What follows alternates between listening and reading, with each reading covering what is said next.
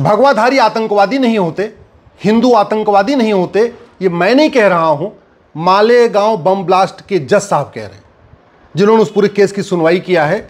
NIA court के जज ने बोला है कि नहीं, ये पूरी थ्योरी झूठी है। पहले 12 लोगों को पकड़ा गया था मालेगांव बम ब्लास्ट केस में, 5 पहले बरी हो गए थे, 7 लोगों के खिलाफ केस चल रहा था।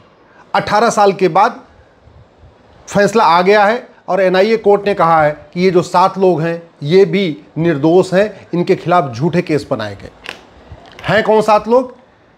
साध्वी प्रज्ञा ठाकुर, कर्नल पुरोहित, मेजर रमेश उपाध्याय, समीर कुलकर्णी, सुधाकर चतुर्वेदी, सुधाकर द्विवेदी, अजय राहीगर। अगर इनके ऊपर झूठा आरोप नहीं लगा होता तो आज कर्नल पुरोहित ब्रिगेडियर होते सेना में। अगर इनके ऊपर झूठा आरोप नहीं लगा होता तो आज major Ramesh Upadhyay lieutenant general की पोस्ट पे होते सेना में। लेकिन पूरा का पूरा उनका कैरियर तबाह कर दिया गया, पूरे देश दुनिया में उनकी बदनामी कराई गई। हमारे देश के सैनिक भी आतंकवाद फैलाते हैं, पूरी दुनिया में ये मैसेज दिया गया। हिंदू आतंकवादी होते हैं, पूरी दुनिया में ये मैसेज दिया गया। और जानते हैं क्यों किया गया? ये 2008 की घटना है, क्योंकि सितंबर में ये मालेगांव बम ब्लास्ट हुआ था और उसके 2 महीने के बाद नवंबर में कसाब ने आके पूरे मुंबई को हिलाया था। कसाब वाला केस आपको याद है, जो खुलेआम उसने गोलियां चला के सबको मारी थी, वो नवंबर का केस है। इसलिए कसाब का केस और मालेगांव बम ब्लास्ट दोनों को ही भगवा आतंकवाद की थ्योरी से जोड़ दिया गया। और ये काम किया गया एक महिला को खुश करने के लिए, जो विदेशी मूल की महिला है, जो पार्टी की अध्यक्षा है, उसको खुश करने के लिए पूरा का पूरा सिस्टम लग गया। केंद्र सरकार के गृहमंत्री इस काम में लग गए, महाराष्ट्र के मुख्यमंत्री इस काम में लग गए, महाराष्ट्र के गृहमंत्री इस काम में लग गए, बाकी तो छोड़िए, महाराष्ट्र के डीजीपी इसी काम में लग गए। जो एसआईटी बनाई गई, एसआईटी बड़ी इस तरीके से ड्राफ्ट बनाई गई कि वो सारे के सारे एसआईटी गृहमंत्री के इशारे पे काम कर रहे थे। 17 साल के बाद अब ये बरी हुए, लेकिन इससे कई सवाल खड़े होते हैं। जब ये लोग निर्दोष थे तो 17 साल जेल में क्यों रहे? 17 साल आरोपित क्यों रहे? 17 साल इनकी थू क्यों हुई? पूरे देश दुनिया में इनकी बदनामी हुई। रिश्तेदार नातेदार भी समझने लग गए होंगे कि हाँ, ये ऐसा काम कर सकते। थ्योरी क्या दी गई कि साध्वी प्रज्ञा की जो बाइक है उससे तो बम उस पर बम बांधा गया और ले जाके वहाँ फोड़ा गया, और ऐसा बम फूटा कि एक गड्ढा तक नहीं हुआ। सोचिए, बम फूटा, लोग मर गए, घायल हो गए, और जहां बाइक खड़ी थी वहां 1 इंच भर गड्ढा नहीं हुआ। ये बात कोर्ट ने कही है। दूसरी थ्योरी क्या दी गई कि ये जो मेजर साहब हैं, कर्नल पुरोहित, इन्होंने कश्मीर से आरडीएक्स मंगाया था, आतंकवादियों के जरिए मंगाया था। कोई कनेक्शन नहीं, कोई फोन पे बातचीत नहीं, कोई लिंक नहीं, कुछ भी नहीं हुआ। तीसरा आरोप क्या लगाया? अभिनव भारत ने फंडिंग किया था, एक कॉल डिटेल तक प्रूव नहीं कर पाए। चौथा क्या आरोप लगाया? संतों के साथ बैठक हुई, संतों ने मिल के काम प्लान किया, एक मीटिंग का भी एविडेंस नहीं दे पाए। और मैं तो कहता हूं, अगर इतना ही पक्का था, आपको लग रहा था भगवा आतंकवाद है, आपको लग रहा था हिंदू आतंकवादी है, तो जिन 12 लोगों को पकड़ा था उनका narco polygraph brain mapping test करके देख लेते, दूध का दूध पानी का पानी हो जाता। देश में अगर, भारत में अगर narco polygraph brain mapping test होता तो ये जो 7 लोग आज बरी हुए हैं 17 साल के बाद, ये 7 महीने में बरी हो जाते। इसलिए मैं बार बार कहता हूं, भारतीय साक्ष्य संहिता में नार्को पॉलीग्राफ ब्रेन मैपिंग कानून बनाना जरूरी है। किसी की सरकार आए, कोई सरकार आए, XYZ आए, नार्को पॉलीग्राफ ब्रेन मैपिंग का फायदा ये होगा, कोई दोषी बचेगा नहीं और कोई निर्दोष फंसेगा नहीं।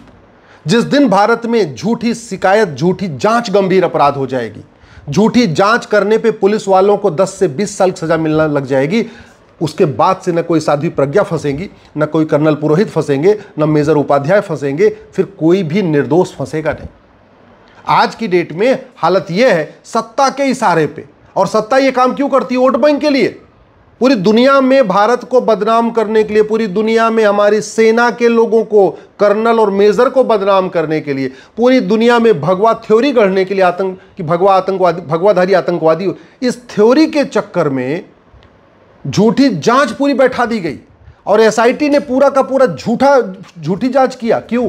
क्योंकि जो एटीएस वाले जांच कर रहे थे, चाहे वो उस समय के डीजीपी थे या कमिश्नर थे या जो भी कप्तान थे या थानेदार थे, उनको भी पता था झूठी जांच कर दो, कोई फर्क नहीं पड़ेगा। और क्यों? क्योंकि आज तक झूठी जांच करने पे किसी हवलदार, किसी थानेदार, किसी कप्तान, किसी डिप्टी एसपी, किसी एसीपी, किसी डीसीपी को कुछ सजा हुई नहीं है। इसलिए कहता हूं कानून बदलना पड़ेगा। जब तक कानून नहीं बदला जाएगा तब तक ऐसे लोग 10 साल 20 साल जेल में सड़ते रहेंगे और बाद में बरी हो जाएंगे, फिर लोग ताली बजाएंगे, अरे बरी हो गए। अरे बरी क्या हो गए, बरी तो वो निर्दोष थे।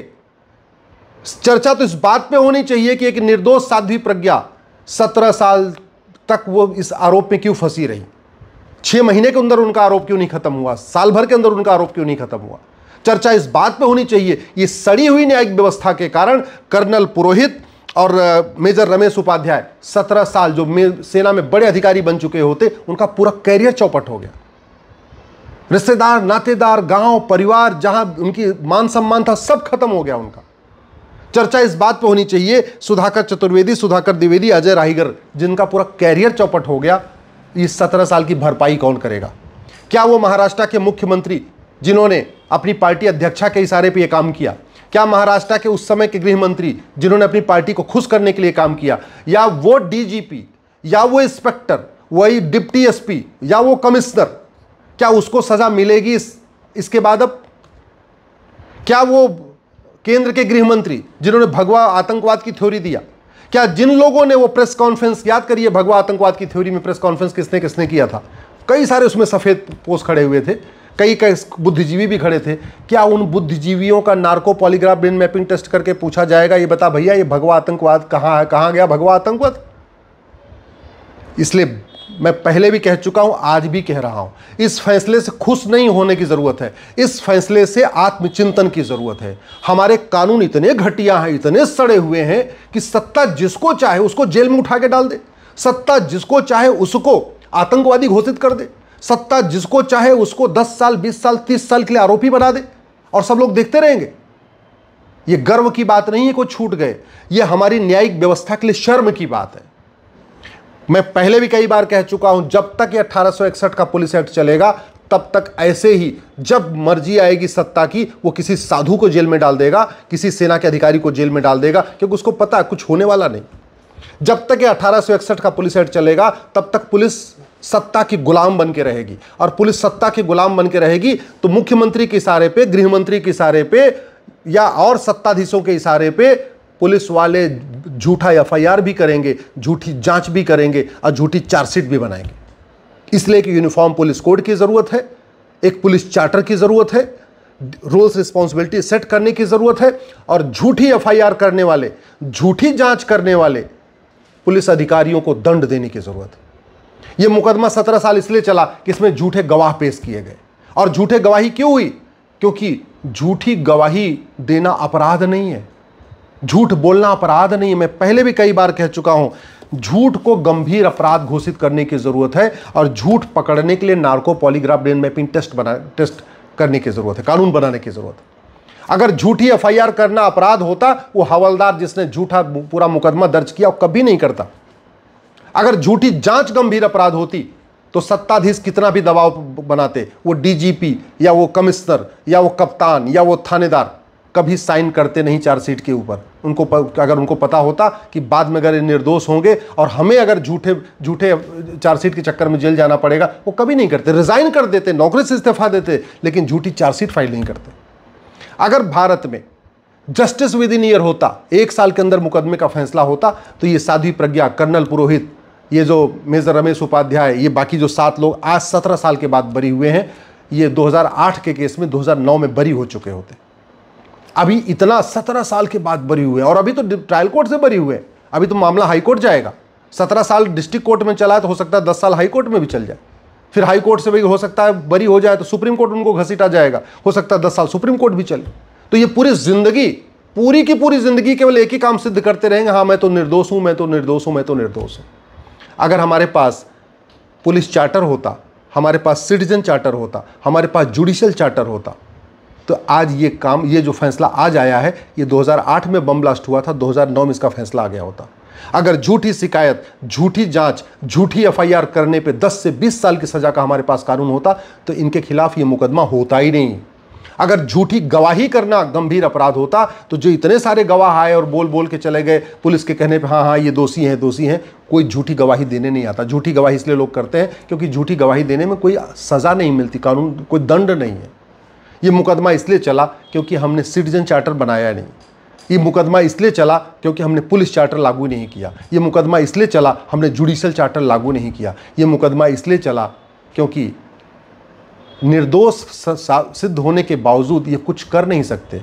न वो पार्टी की अध्यक्षा का कुछ कर सकते हैं, न ये उस समय के गृह मंत्री का कुछ कर सकते हैं, न उस समय के मुख्यमंत्री का कुछ कर सकते हैं, न उस समय के पुलिस कमिश्नर का ये कुछ कर सकते हैं, न उस समय के थानेदार हवलदार का कुछ कर सकते, कुछ नहीं कर सकते। बस बेचारे ये 17 साल के बाद इतना कर सकते हैं, हाँ मैं तो बरी हो गया, अरे वो तो निर्दोष थे ही थे। इसलिए समय आ चुका है, पुलिस रिफॉर्म किया जाए, जुडिशियल रिफॉर्म किया जाए, झूठ को गंभीर अपराध घोषित किया जाए, नार्को पॉलीग्राफ ब्रेन मैपिंग कानून बनाया जाए और जस्टिस विद इन ईयर लागू किया जाए।